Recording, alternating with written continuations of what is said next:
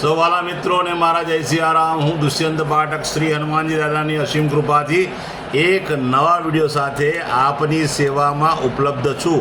તો આજનો ઉપાય આ વિષયની અંદર તારીખ છે 11મી જુલાઈ 2026 ને વાર છે શનિવાર। પંચાંગની જો વાત કરું તો જ્યેષ્ઠ મહિનો ચાલી રહ્યો છે। જ્યેષ્ઠ મહિનાની સાથે સાથે કૃષ્ણ પક્ષ ચાલી રહ્યો છે। કૃતિકા નક્ષત્ર, ગંડ યોગ, વૃષભ રાશિનો ચંદ્ર અને મિથુન રાશિનો સૂર્ય। વાલા મિત્રો, અશુભ સમયની જો વાત કરું તો રાહુકાળ સવારે 9:11 થી 10:52 સુધી છે અને યમઘંટ બપોરે 2:13 થી 3:54 સુધી છે। આ બંને સમય અશુભ સમય કહેવાય। અશુભ સમયની અંદર કોઈ પણ શુભ કાર્ય, શુભ યાત્રા ન થાય। શુભ કાર્ય અને શુભ યાત્રા કરવા માટે તમારે કોઈ સારું ચોકડિયું, કોઈ સારું મુહૂર્ત લેવું જોઈએ, જેમાં ઉત્તમ અભિજીત મુહૂર્તનો સમય બપોરે 12:06 થી 12:59 સુધી છે। આ સમયની અંદર તમે કોઈ પણ પ્રકારનું શુભ કાર્ય, શુભ યાત્રાનો આરંભ કરી શકો। વાલા મિત્રો, વાત કરીશું આજના ઉપાયની। તો આજના ઉપાયની અંદર વહેલી સવારે સ્નાન કરવા બેસો ત્યારે નાવાના પાણીની અંદર 1 ચમચી, 2 ચમચી, વધુમાં વધુ 3 ચમચી હળદર પધરાવવાની, એમાં પાણીમાં મિક્સ કરવાની। હળદરવાળા પાણીથી જ તમારે સ્નાન કરવું।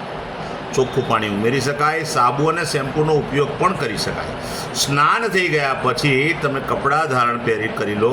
ત્યાર પછી તમારે સરસ્યાના તેલના તિલક તમારા ડાબા અને જમણા પગના અંગૂઠાની નીચે કરવાના છે અને ત્યાર પછી તમારો જે જમણો હાથ હોય એની જે સૌથી લાંબી આંગળી હોય, આ આંગળીનો આ ભાગ જે છે ત્યાં આગળ સરસ્યાના તેલનું તિલક કરીને આ પ્રમાણે ઘસવાનું છે। જુઓ, આ ડાબા હાથની આંગળી આ લેવાની, જમણા હાથની આ મોટી આંગળી છે એના પર્વતની ઉપર સરસ્યાનું તેલ લગાડીને આ પ્રમાણે ઘસવાનું। બસ આટલું કાર્ય છે। ત્યાર પછી સંધ્યાકાળે પશ્ચિમ દિશા તરફનું મુખ રાખવાનું। શ્રી હનુમાનજી દાદાની એક હનુમાન ચાલીસા, કાગભૂષણની રામાયણજીનો પાઠ અને સમયની અનુકૂળતા હોય તો એક સુંદરકાંડનો પાઠ પણ દાદાને અર્પણ કરવાનો છે।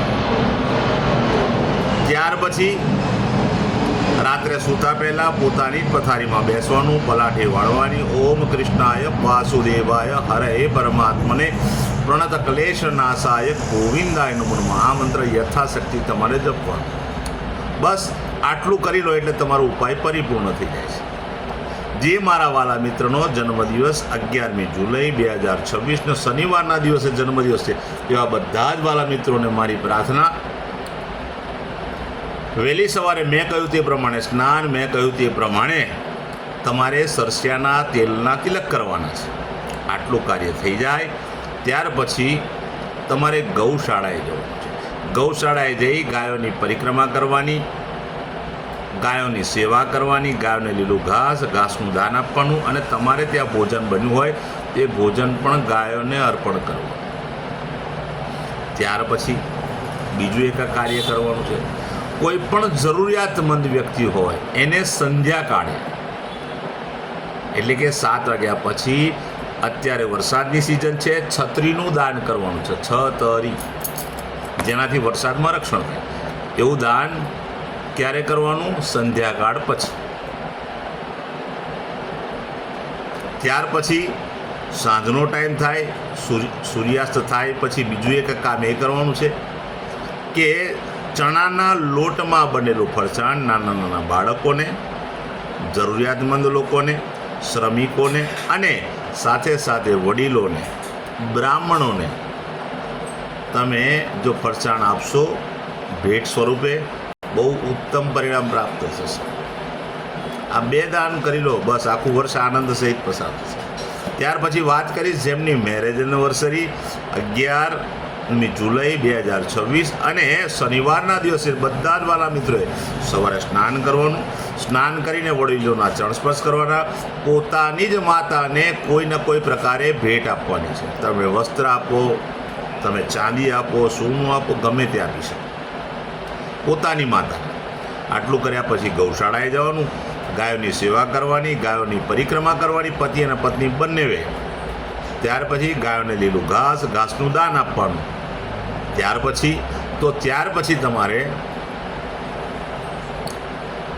ગાયોને તમારે ત્યાં જે ભોજન બન્યું હોય તે ભોજન પણ અર્પણ કરવાનું, ગાયોના આશીર્વાદ મેળવવાના. પતિ અને પત્નીને એક પ્રાર્થના કરું છું, બંને સંધ્યાકાળે હનુમાન ચાલીસા કરજો. હનુમાનજીના મંદિરે જઈને કરજો અથવા પોતાના ઘરમાં બેસીને કરજો. ત્યાર પછી કોઈ પણ વૃદ્ધાશ્રમ, અનાથ આશ્રમ, વિધવા આશ્રમ, જરૂરિયાતમંદ લોકોને, શ્રમિકોને, બ્રાહ્મણોને જે પણ વ્યક્તિ મળે તેમને તમારે આખા સીધાનું દાન કરવાનું છે. આ દિવસ આજે 11નો પણ દિવસ છે, આજે 11 પણ કહી શકાય. તો તમે આખા સીધાનું દાન કરજો શાકભાજી સાથે. અને બીજી ખાસ વિનંતી, કોઈ જરૂરિયાતમંદ વ્યક્તિને, ગરીબને, શ્રમિકને જો તમે છત્રીનું દાન કરશો, ઉત્તમ પરિણામ પ્રાપ્ત કરશો. તો વાલા મિત્રો, મારા બધા જ વિડીયો યુટ્યુબ પર હોય છે. મારી યુટ્યુબની ચેનલનું નામ છે દુષ્યંત પાઠક. મારી ચેનલને સબસ્ક્રાઈબ કરજો અને બેલ આઇકન અવશ્ય દબાવજો. હું નિયમિત એક વિડીયો મૂકું જ છું. આ વિડીયો જો તમે બેલ આઇકન દબાવેલો છે તો તરત જ તમારા મોબાઈલ પર નોટિફિકેશન આવશે. મારો વિડીયો તમે તરત જ જોઈ શકશો.